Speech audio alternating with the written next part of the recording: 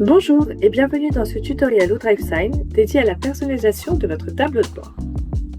Cette personnalisation vous permet d'adapter l'affichage des informations selon vos besoins métiers afin d'assurer un suivi clair et structuré de vos documents envoyés en signature.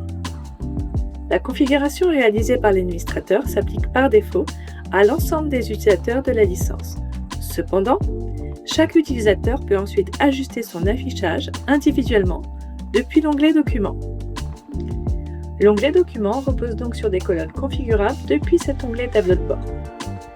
Pour chaque colonne, vous trouverez le nom de la colonne, l'intitulé visible dans la vue Documents, le type de contenu, texte, drapeau, date, les champs standards, exemple nom du document, date, statut, signataire, etc.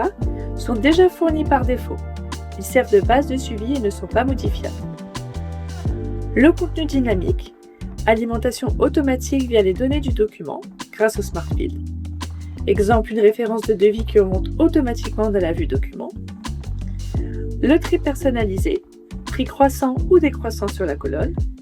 Ou encore afficher la colonne pour définir si la colonne est affichée ou non dans la vue document.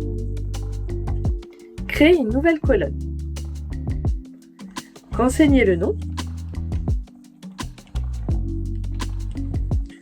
Le type de contenu.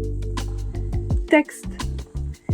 Saisie libre d'une information visible par les utilisateurs autorisés. Exemple, commentaire interne, instruction, information métier. Drapeau. 4 pastilles disponibles.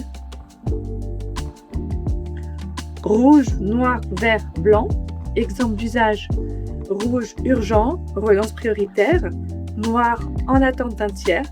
Juridique, direction ou autre service, blanc, à qualifier, à démarrer, ou encore vert, traité, OK. À vous de définir vos règles en interne et de les partager à vos équipes. Et enfin, la date. Suivi d'une date métier, par exemple une date d'envoi de recommandé, une date d'embauche pour les besoins RH, etc. Le contenu dynamique. Utilisez les données du document pour remplir la colonne. Cela permet d'alimenter automatiquement la colonne depuis les données du document. Exemple, si votre document convient d'être Smart Field, pensez à nommer la colonne exactement comme le Smart Field présent dans votre document. Le tri personnalisé permet ensuite un tri croissant ou décroissant sur cette colonne. Quand vos paramétrages sont prêts, cliquez sur Valider.